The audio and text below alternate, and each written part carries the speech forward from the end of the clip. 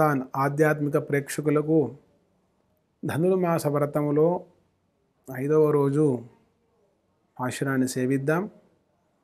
మాయనై మన్ను వడమధురై మైందனை தூய பெருநீர் யமுனை துறைவனை ஆயர் குலத்தினில் தோன்று மணி விளக்கை தாயை குடல் விளக்கும் சேத தாமோதரனை தூயாமாய் வந்து நாம் தூமலர் தூவித்தொடுது வாயினால் பாடி மன்னித்தினால் சிந்திக்க போய பிடியும் புகுதருவా నిండ్రనవం తీనిని తూషాగం షెప్పేలోరెంబాబాయ్. పరమాత్మను మనం ముందుగానే గ్రహించుకుంటే దుర్లభం మానుషో దేహ దేహినాం క్షణభంగుర అని చెప్పి, ఒకనాడట ఒక తుమ్మెద మకరందం కోసమని చెప్పి ఒక పుష్పంలో వాలిపోయింది. ఆ మకరందాన్ని సేవిస్తూ అలానే ఉండిపోయింది. రాత్రి అయింది కనుక ఆ మకరందం ముగుసుకుపోయింది. ఆ సమయంలో తెల్లవారితే చక్కగా ఉదయిస్తాడు సూర్యుడు, మనం బయటికి వెళ్ళి విహరించవచ్చు అని చెప్పి ఆ తుమ్మెద అనుకుందట. కానీ భగవత్ కృప లేకపోవడం వలన ఒక ఏనుగు వచ్చి ఆ యొక్క పువ్వును తీసి పక్కన పడేసి తొక్కుతూ వెళ్ళిపోయిందట. అలాగే మన యొక్క జీవితాలు కూడా అలానే ఉంటాయి.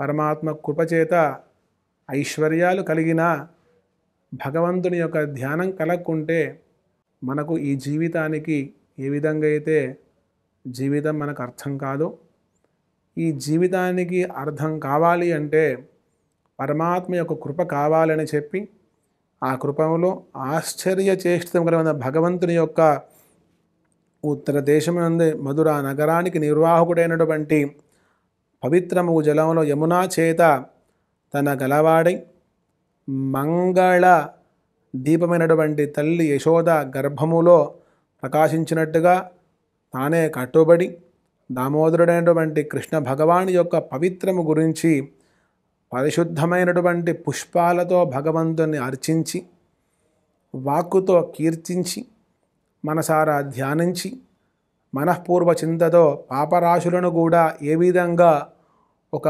దూదిని తీసుకెళ్ళి అగ్నిలో వేస్తే ఆ దూది పైనుంచే పైకి ఏ విధంగా వెళ్ళిపోయి భస్మమైపోతుందో, అలాగే ఆయనై మన్న వడమధురై మైందనై తూయ పెరునీర్ యమునై తురైవనై. ఈ పాశురంలో భగవంతుని యొక్క కృప గురించి చెప్తున్నారు. ఐశ్వర్య కాముతలం కావచ్చు, కానీ భగవంతుడి యొక్క అనుగ్రహం కావాలి అంటారు. ఈ యొక్క భగవంతుడి కృప కటాక్షములో లేనిచో ఏ విధంగా జీవితంగా ఉంటుంది అంటే, ఒక తుమ్మెద పుష్పములోకి వెళ్ళి ఆ మకరందం తీసుకునే సమయంలో ఆ మత్తులో నిద్రపోయిందట.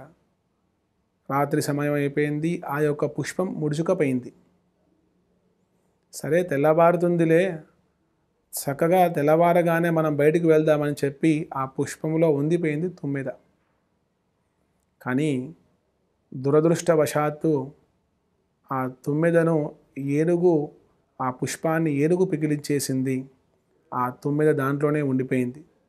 అలా కాకుండా ఆశ్చర్యచేష్టమైన నిత్యము భగవద్ ధ్యాన మందిరములో ఉత్తర దేశమునందరి మధురా నగరానికి నిర్వాహకుడైనటువంటి పవిత్రుడైనటువంటి యమున నదిని కలవాడై గోపికలందరినీ కూడా తన యొక్క మంగళ దీపరేఖ చేష్టముల కలిగించినటువంటి కృష్ణ పరమాత్మను కోరుచూ, ఒకసారి ఆయన నామస్మరణం చేద్దామయ్యా.